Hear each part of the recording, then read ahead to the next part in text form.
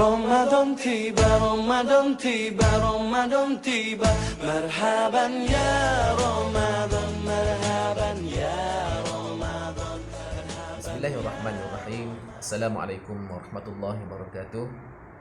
Alhamdulillahi rabbil alamin. Wassalatu wassalamu ala asyrafil anbiya'i wal mursalin wa ala alihi wa sahbihi ajma'in. Alhamdulillah, bersama saya Ustaz Ahmad Zaidi bin Syari dalam program Tazkirah Semarak Nur Ramadan SK Kepung. Para penonton yang dirahmati Allah Subhanahu Wa Taala sekalian, kita sekarang berada di hujung Ramadan.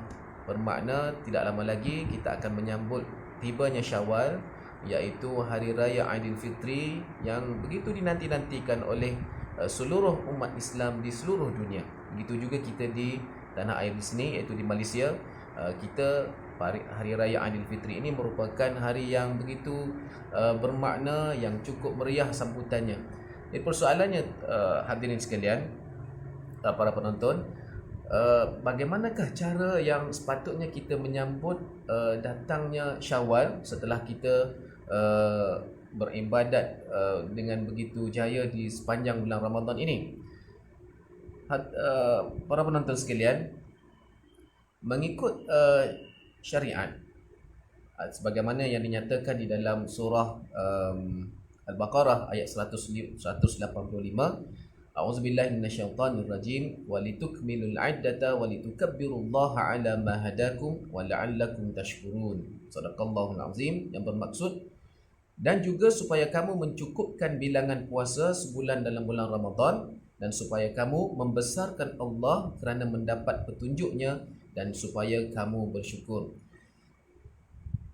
Jadi seharusnya apabila kita menyambut hari raya, terutamanya pada malam hari raya, ramai di kalangan kita yang kebiasaannya sibuk mempersiapkan diri dan keluarga dan rumah tangga dan dengan persiapan-persiapan menyambut hari raya, dari segi masakannya, pakaiannya, perhiasan rumahnya dan sebagainya, sehingga melupakan tanggungjawab besar kita dalam menyambut hari raya pada malam hari raya tersebut, ialah memperbesarkan Allah Subhanahu Wa Taala dengan berzikir, bertasbih dan beristighfar pada Allah Subhanahu Wa Taala. Dan kita dituntut supaya memperbanyakkan takbir kepada Allah Subhanahu Wa Taala. Sebagaimana biasa yang kita dengar di malam-malam hari raya, Allahu Akbar, Allahu Akbar, Allahu Akbar. La ilaha illallah wallahu akbar. Allahu Akbar walillahil hamd. Takbir inilah yang perlu kita perbanyakkan di malam-malam hari raya, bukan dengan menonton rancangan-rancangan nyanyian, tarian dan sebagainya.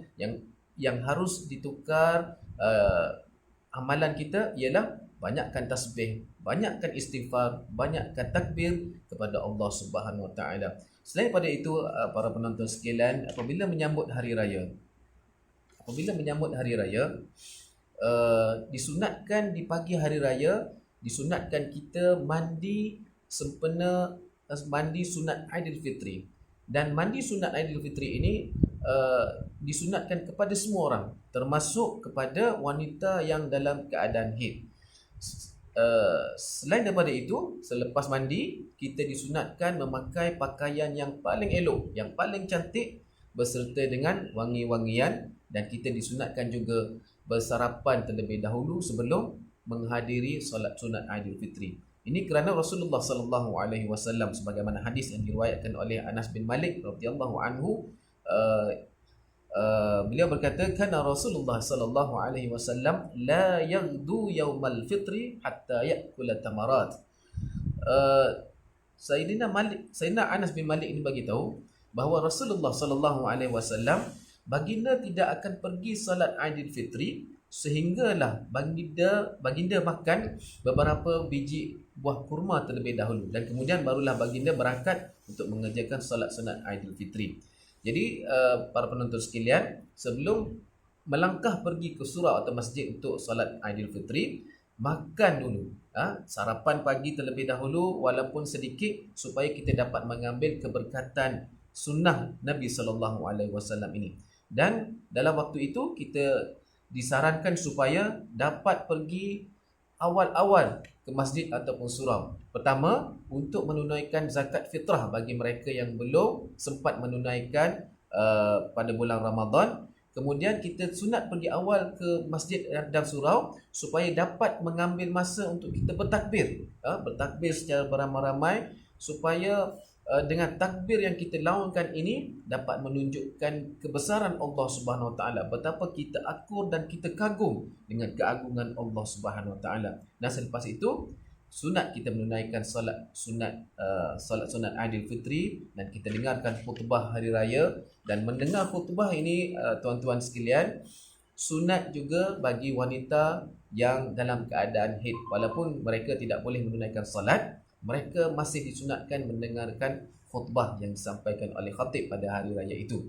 Dan selepas itu tuan-tuan sekalian, disunatkan juga kita semasa melangkah kaki pergi ke masjid dan surau, kita disunatkan mengambil satu jalan dan pulang ke rumah menggunakan jalan yang lain. Ini amalan yang diamalkan oleh Nabi SAW, yang diriwayatkan oleh para sahabat, terutamanya Abu Hurairah, yang menceritakan bahawa Rasulullah apabila keluar sembahyang hari raya, baginda keluar ikut jalan lain dan balik mengikut jalan yang lain. Antara hikmahnya tuan-tuan sekalian, amalan ini akan diperhatikan oleh para malaikat, dan semestinya akan diperhatikan juga oleh Allah Subhanahu Wa Taala, dan juga seluruh makhluk Allah akan memperhatikan bagaimana kita mengamalkan sunnah ini. Dan selain pada itu, hikmahnya mungkin supaya kita dapat bertemu dengan ramai orang, kerana pada hari raya ini merupakan hari untuk kita bermaaf-maafan.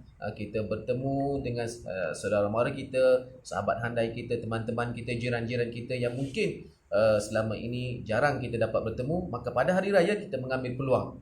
Apabila kita mengikut jalan yang lain, kita berpeluang untuk bertemu dengan lebih ramai orang.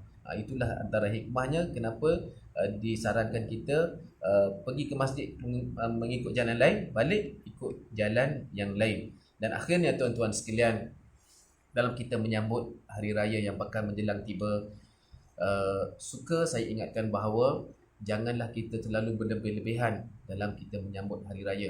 Kerana bagi orang yang beriman, perginya Ramadan adalah merupakan satu kesedihan, kerana kita tidak pasti sama ada kita akan dapat bertemu dengan Ramadan sekali lagi pada tahun yang akan datang. Ramadan pasti akan datang, tetapi kita belum pasti dapat bertemu dengan Ramadan ataupun tidak. Jadi itu sepatutnya menimbulkan kesedihan di dalam hati kita, selain daripada kita bergembira dapat mengharungi ataupun dapat melalui ujian dalam bulan Ramadan ini dengan berjaya. Jadi di sebalik kegembiraan ada kesedihan yang patutnya tersemat ataupun tercuit di dalam hati kita.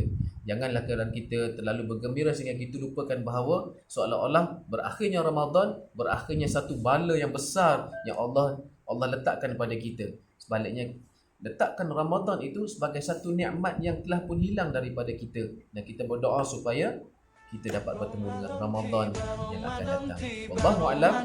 Assalamualaikum warahmatullahi wabarakatuh.